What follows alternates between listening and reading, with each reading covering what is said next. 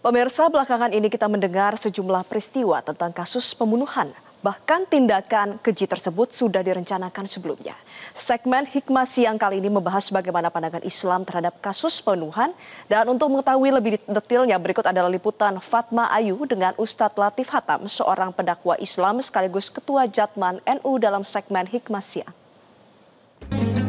Assalamualaikum warahmatullahi wabarakatuh. Pemirsa, dengan banyaknya kasus pembunuhan yang terjadi akhir-akhir ini di Indonesia, membuat kita bertanya, apakah memang pembunuhan ini sering terjadi dan menutup hati manusia? Dan ini juga membuat kita berpikir, tidak hanya membunuh sesama insan, tapi juga sedarah, ibu dan anak, ibu dan ayah, bahkan juga anak dan ayah, dan juga suami istri. Lantas bagaimanakah hukum Islam terhadap merenggut nyawa seseorang dengan sengaja? Hal ini akan dibahas di Hikmah Siang bersama Ustadz Latif Hatam selaku Ketua Jatman NU. Assalamualaikum warahmatullahi wabarakatuh. Waalaikumsalam warahmatullahi wabarakatuh. Terima kasih sudah hadir di Hikmah Siang hari ini. Alhamdulillah. Alhamdulillahirabbil alamin. Pak Ustadz, jika kita melihat video ataupun berita baik di televisi, sosmed, ataupun di media cetak, begitu. Ya. Banyak kasus-kasus pembunuhan yang terjadi akhir-akhir ini. Betul. Apakah ini memang fenomena yang sudah terjadi sejak dulu, ataukah akhir-akhir ini memang degradasi moral umat Islam terutama di akhir-akhir ini, Pak? Iya, betul. Pembunuhan memang sejak manusia pertama sudah terjadi pembunuhan ya. Betul. Qabil dengan Habil. Maka dan itu terus berlanjut sampai sekarang, dan betul sekali tadi dikatakan bahwa terjadi degradasi, khususnya adalah spiritualitas. Jadi kita ini krisis spiritualitas bangsa kita. Dampak dari krisis spiritualitas itu adalah kurangnya kasih sayang. Sedangkan di dalam hadis Rasulullah SAW beliau bersabda, Ar-Rahimuna yarhamuhumur Rahman, irhamu man fil ardi yarhamkum man fis sama. Ar-Rahimuna, orang-orang yang kasih sayang, yarhamuhumur Rahman, akan mendapatkan kasih sayang dari yang maha pengasih dan penyayang. Irhamu man fil ardi, sayangilah yang di bumi, yarhamkum man fis sama, maka yang di langit akan menyayangimu. Yang pertama, dampak krisis spiritualitas itu adalah kurangnya kasih sayang.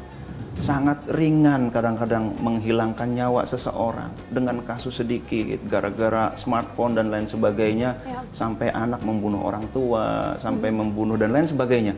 Ini luar biasa. Memang kita sekarang sudah zaman wis akhir ya. Memang sudah makin parah lagi. Namun kita perlu mengerem itu semua. Jadi spiritualitas itu yang pertama dampaknya kurangnya kasih sayang di antara kita. Yang kedua adalah kurangnya rasa takut kepada Allah Subhanahu wa taala. Padahal Allah berfirman di dalam Al-Qur'an, "Wa may yaqtul mu'mina muta'ammidan fajazaohu jahannam." Siapa yang membunuh seorang mukmin secara sengaja, maka balasannya adalah jahanam, neraka, gitu kan. Dunia ini kan cuma satu tetes sementara saja. Dan kita ini sebenarnya makhluk akhirat. Cuman singgah di dunia sebentar, cuman satu tetes. Nah, kita akan lama di akhirat. Kadang-kadang mereka tidak takut kepada neraka. Nah, ini dampak krisis spiritualitas itu antara lain begitu. Sehingga dengan mudah membunuh orang lain, kesel dikit membunuh dan lain sebagainya. Nah, itu. Jika kita tarik ke belakang begitu, sebelum kita membahas terkait dengan apa dosanya segala macam. Karena kalau memang dosa itu manusia cenderung tidak takut karena belum mendapatkan ancaman atau imbalan. Karena neraka masih besok, masih nanti jauh. Sedangkan orang masih berpikir saat itu juga begitu. Tapi jika kita tarik ke belakang begitu, Pak Ustadz, apakah hati nurani seseorang itu bisa tertutup atas syaitoni rojim, atau memang dia tidak terketuk hatinya sehingga ketika berbuat jahat niat itu akhirnya direalisasikan? Bagaimana caranya agar masyarakat itu tidak sampai melakukan niatnya agar tidak terjadi pembunuhan itu? Iya. Yang pertama, hati apakah bisa tertutup? Tentu bisa tertutup. Ini bagaikan penggorengan yang terbalik. Ini dikasih nasihat apapun nggak bisa. Karena sudah terbalik, ini hati yang sudah mati nih, sudah tertutup. Tapi ada hati yang sakit yang masih bisa disembuhkan.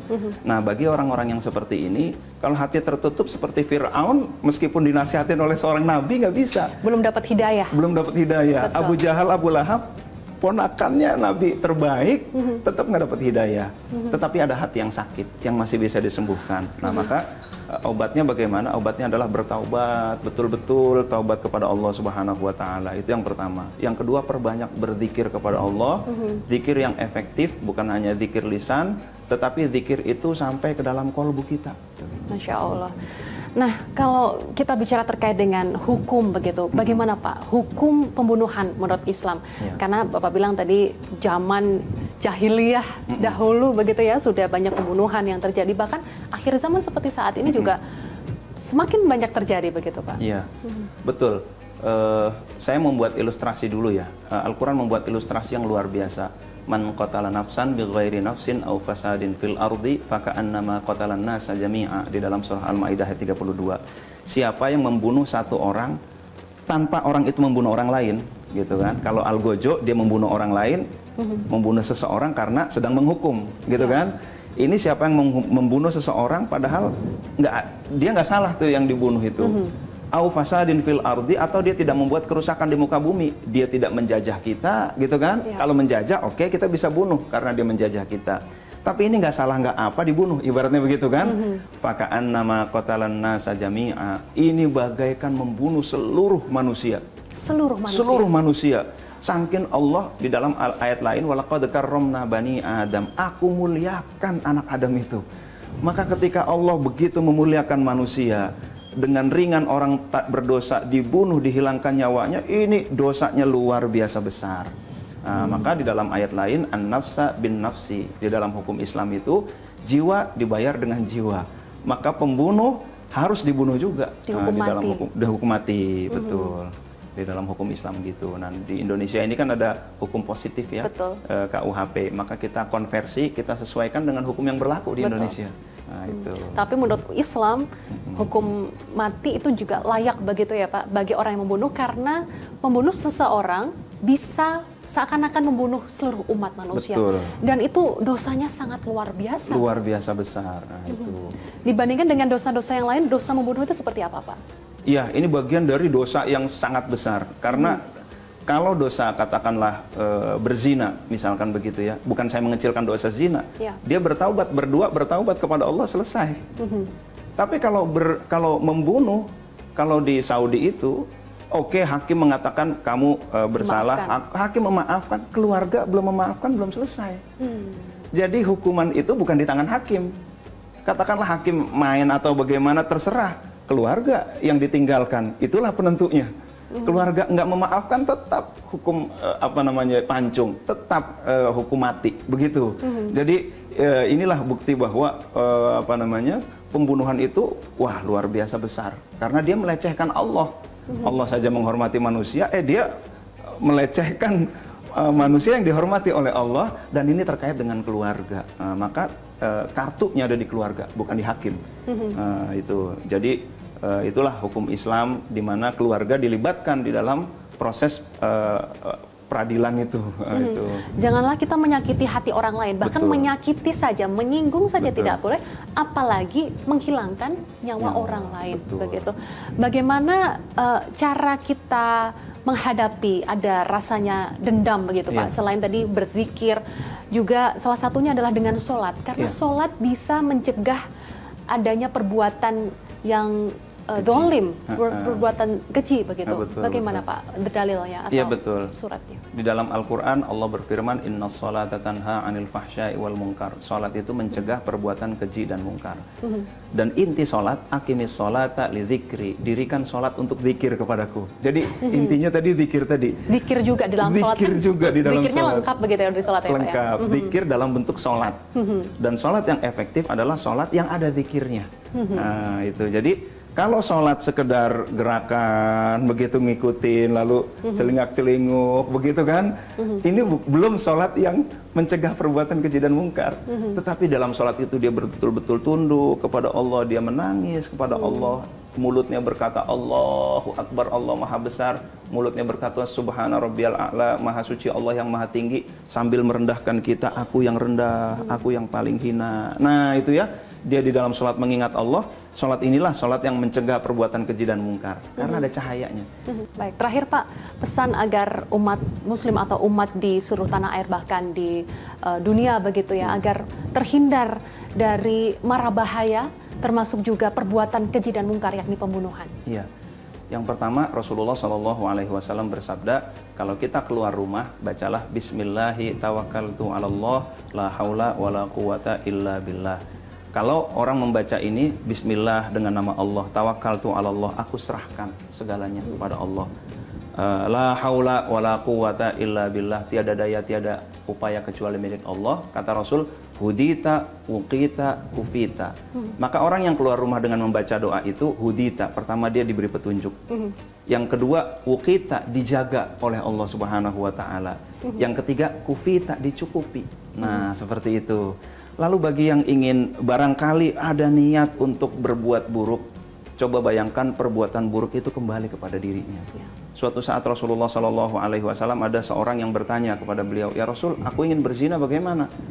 Sahabat marah, woi, lu lagi di depan Rasul, ibaratnya gitu. Lu sopan ngapa kalau ngomong gitu kan? Tapi sama Rasul nggak gitu. Ayo duduk. Dia tanya, wahai sahabatku, kamu mau zina? Iya. Bagaimana kalau ibumu dizinai, kamu rela nggak? Oh enggak. Mereka juga anaknya nggak rela ibunya dizinai. Kalau ternyata anakmu dizinai, kamu mau? Oh ya enggak lah, saya pasti marah. Mereka juga punya anak dan mereka nggak ingin anaknya dizinai. Kalau bibi kamu dan lain sebagainya. Sampai dia betul-betul berlapis-lapis dia kenyataan bahwa perempuan itu, di balik perempuan itu ada ibu, ada bapak, ada anak, ada saudara dan lain sebagainya.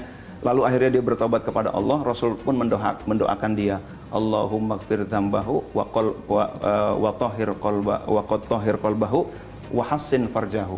Rasul sambil memegang dadanya, menyalurkan energi, Rasul mendoakan, ya Allah ampuni dosanya, sucikan kolbunya, dan jagalah kemaluannya. Dan sejak saat itu yang dia hobi zina saat itu, tetapi setelah saat itu akhirnya dia berhenti dari berzina. Artinya, kalau kita ingin berbuat apapun kepada orang lain, coba bercermin. Bagaimana kalau perbuatan itu kembali kepada diri kita dan keluarga kita. Baik, terima kasih Pak Ustadz untuk pencerahannya. Semoga bisa menjadi pencerahan bagi kita semua dan mencegah dari adanya perbuatan yang keji, dan semoga kita terhindar dari perbuatan yang zalim. Terima kasih Pak Ustadz. Assalamualaikum. Waalaikumsalam warahmatullahi wabarakatuh. Jelajahi cara baru mendapatkan informasi. Download Metro TV Extend sekarang.